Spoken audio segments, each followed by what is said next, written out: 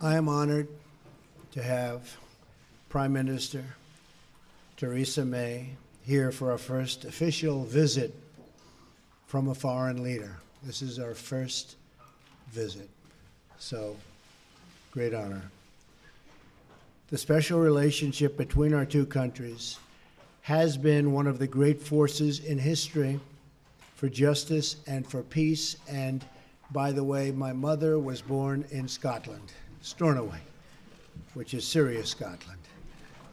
Today, the United States renews our deep bond with Britain, military, financial, cultural, and political. We have one of the great bonds. We pledge our lasting support to this most special relationship. Together, America and the United Kingdom are a beacon for prosperity and the rule of law. That is why the United States respects the sovereignty of the British people and their right of self-determination. A free and independent Britain is a blessing to the world, and our relationship has never been stronger. Both America and Britain understand that governments must be responsive to everyday working people, that governments must represent their own citizens. Madam Prime Minister, we look forward to working closely with you as we strengthen our mutual ties in commerce, business, and foreign affairs. Great days lie ahead for our two peoples and our two countries. On behalf of our nation, I thank you for joining us here today. It's a really great honor. Thank you very much. Well, thank you very much, Mr. President. And can I start by saying that I'm so pleased that I've been able to be here today, and thank you for inviting me so soon after your inauguration. And I'm delighted to be able to congratulate you on what was a stunning election victory. And as you say, the invitation is an indication of the strength and importance of the special relationship that exists between our two countries, a relationship based on the bonds of history, of family, kinship, and common interests.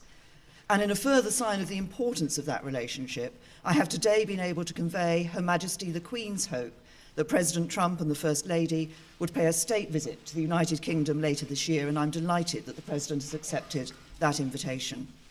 Now, today we're discussing a number of topics, and there's much on which we agree.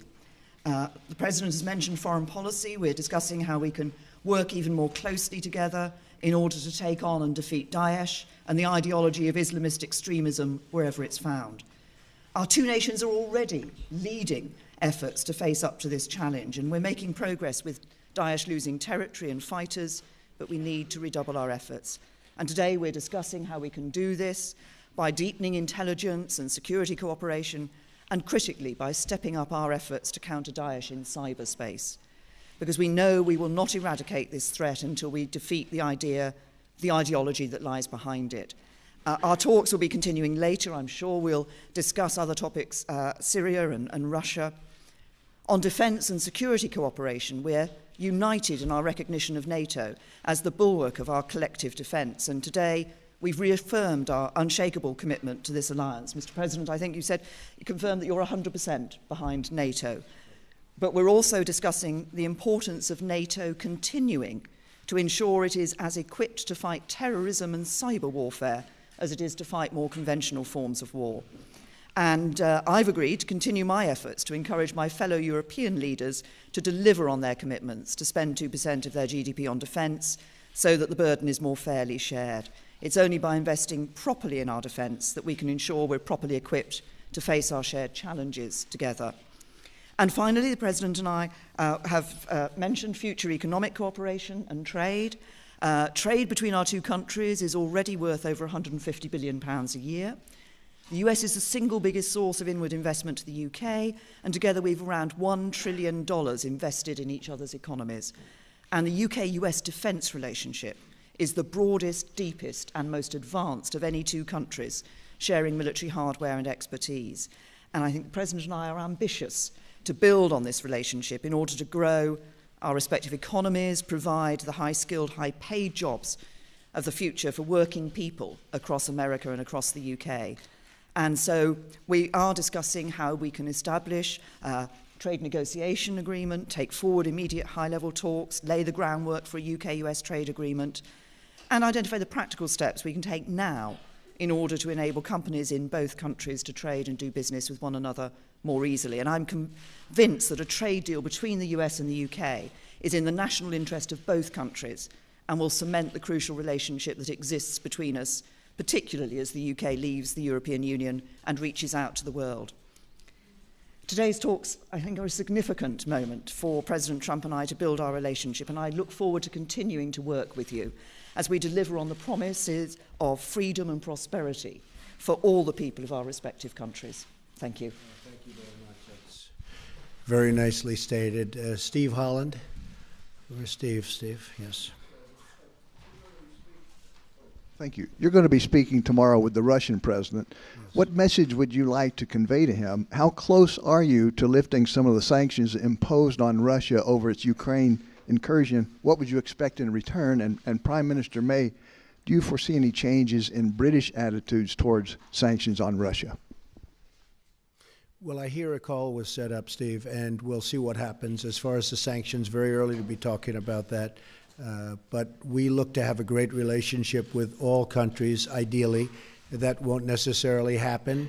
Unfortunately, probably won't happen with many countries. But if we can have, as we do with Prime Minister May and the relationship that we've all developed, and even in the short relationship that we've just developed just by being with each other, we're going to have lunch, and we've really had some very interesting talks and very productive talks.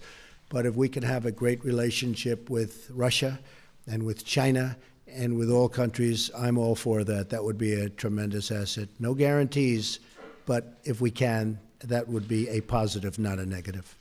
Okay? We have, as far as the UK is concerned, on sanctions for Russia in relation to their activities in the Ukraine, we have been very clear that we want to see the Minsk agreement fully implemented. We believe the sanctions should continue until we see that Minsk agreement fully implemented, and we've been continuing to argue that inside the European Union. Okay. Laura? Thank you very much, Prime Minister. Laura Kunsberg, BBC News. Prime Minister, you've talked about where you agree, but you have also said you would be frank where you disagree with the President. Can you tell us where in our talks you did disagree, and do you think that the President listened to what you had to say? And Mr. President, you've said... We'll see what she says. Mr. President, you've said before that torture works. You've praised Russia. You've said you want to ban some Muslims from coming to America. You've suggested there should be punishment for abortion. For many people in Britain, those sound like alarming beliefs. What do you say to our viewers at home who are worried about some of your views and worried about you becoming the leader of the free world? This was your choice of a question. There goes that relationship. On the issue that you raised with me, Laura, can I confirm that the President, I've been listening to the President and the President has been listening to me. That's the point of having a conversation and a dialogue. And we have been discussing a number of topics. We'll carry on after this press conference meeting and discussing a number of other topics. And there will be times when we disagree and issues on which we disagree. The point of the special relationship is that we are able to have that open and frank discussion so that we are able to make that clear when it happens. But I'm clear also that there are many issues on which the United Kingdom and the United States stand alongside one another, many issues on which we agree.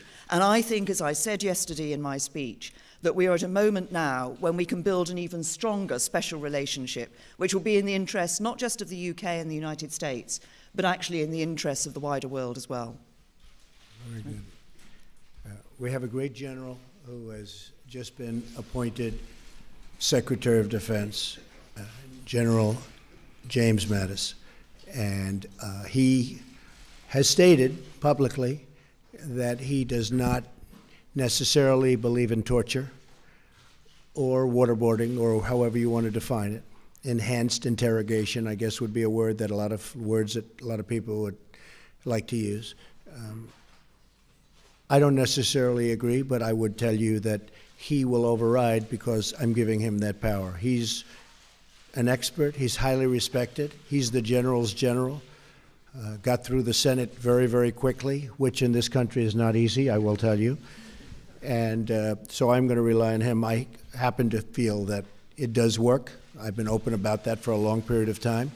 But I am going with our leaders. And we're going to win with or without. But I do disagree. As far as, again, Putin and Russia, I don't say good, bad, or indifferent. I don't know the gentleman. I hope we have a fantastic relationship. That's possible, and it's also possible that we won't. We will see what happens. I will be representing the American people very, very strongly, very forcefully. And if we have a great relationship with Russia and other countries, and if we go after ISIS together, which has to be stopped, that's an evil that has to be stopped, I will consider that a good thing, not a bad thing. How the relationship works out, I won't be able to tell you that later. I've had many times where I thought I'd get along with people, and I don't like them at all. And I've had some where I didn't think I was going to have much of a relationship, and it turned out to be a great relationship. So, Teresa, we never know about those things, do we? But I will tell you one thing. I'll be representing the American people very strongly. Thank you. How about John Roberts, Fox? Mr. President, thank you so much, Madam Prime Minister. It's my understanding, Mr. President, that you had an hour-long phone call this morning with President Enrique Peña Nieto of Mexico. Could we get an update on where the relationship is? Further to that, what do you say to your critics who claim that you have already soured a relationship with a very important U.S. ally? And Madam Prime Minister, if I may ask you as well, are you concerned about the state of relations between the United States and Mexico? Sir? Well, I think the Prime Minister, first of all, has other things that she's much more worried about than Mexico and the United States relationship. But I will say that we had a very good call. I have been very strong on Mexico. I have great respect for Mexico. I love the Mexican people. I work with the Mexican people all the time. Great relationships. But as you know, Mexico, with the United States, has out-negotiated us and beat us to a pulp through our past leaders. They've made us look foolish. We have a trade deficit of $60 billion with Mexico. On top of that, the border is soft and weak. Drugs are pouring in. And I'm not going to let that happen. And General Kelly is going to do a fantastic job at Homeland Security. As you know, we swore him in yesterday. We have a really, I think, a very good relationship, the President and I. And we had a talk that lasted for about an hour this morning. And we are going to be working on a fair relationship and a new relationship. But the United States cannot continue to lose vast amounts of business, vast amounts of companies, and millions of people losing their jobs. That won't happen with me. We're no longer going to be the country that doesn't know what it's doing. And so we are going to renegotiate our trade deals, and we're going to renegotiate other aspects of our relationship with Mexico. And in the end, I think it'll be good for both countries. But it was a very, very friendly call. I think you'll hear that from the President, and I think you'll hear that from the people of Mexico that really represent him and represent him very well. And I look forward to, over the coming months, we'll be negotiating, and we'll see what happens. But I'm representing the people of the United States, and I'm going to represent them as somebody should represent them, not how they've been represented in the past, where we lose to every single country. As the President himself has said, the relationship of the United States with Mexico is a matter for the United States and Mexico. Tom. Mr. President, you said you'd help us with a Brexit trade deal. You said you'd help us with a Brexit trade deal. You said you'd stand by us with NATO. But how can the British Prime Minister believe you? Because you have been known in the past to change your position on things. And also, Mayor, it's a question to both of you. People are fascinated to know how you're going to get on with each other. You're so different. The hard-working daughter of a vicar, the brash TV extrovert, Have you found anything in common personally yet? Actually, I'm not as brash as you might think. And I can tell you that I think we're going to get along very well. You know, it's interesting because I am a people person. I think you are also, Teresa. And I can often tell how I get along with somebody very early, and I believe we're going to have a fantastic relationship.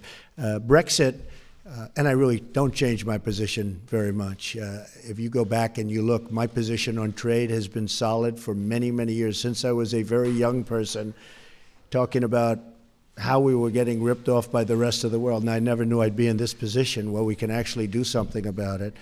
But we will be talking to your folks about Brexit. Brexit was an example of what was to come. And I happened to be in Scotland at Turnberry cutting a ribbon when Brexit happened. And we had a vast amount of press there. And I said, Brexit, this was the day before, you probably remember, I said, Brexit is going to happen. And I was scorned in the press for making that prediction. I was scorned. And I said, I believe it's going to happen because people want to know who's coming into their country and they want to control their own trade and various other things. And lo and behold, the following day, it happened. And the odds weren't looking good for me when I made that statement because, as you know, everybody thought it was not going to happen. I think Brexit's going to be a wonderful thing for your country. I think when it irons out, you're going to have your own identity, and you're going to have the people that you want in your country, and you're going to be able to make free trade deals without having somebody watching you and what you're doing. And I had a very bad experience. I had something when I was in my other world. I have something in another country, and getting the approvals from Europe was very, very tough. Getting the approvals from the country was fast, easy, and efficient. Getting the approvals from the group, I call them the consortium, was very, very tough. But I thought Brexit, I think it'll go down, that it will end up being a fantastic thing for the United Kingdom. I think in the end, it will be a tremendous asset, not a tremendous liability. Okay? And just on the question you asked me, Tom, I mean, I think as the President himself has said, I think we have already struck up a good relationship. But you asked what we had in common. I think if you look at the approach that we're both taking, I think one of the things we have in common is that we want to put the interests of ordinary working people right up there, centre stage. Those people who, they're working all the hours, they're doing their best for their families, and sometimes they just feel the odds are stacked against them. And it's that interest in ensuring that what we do, that the economies and our governments actually work for ordinary working people, work for everyone in our countries. I think we both share that. Thank you very much. Thank you. Thank you very much, everybody.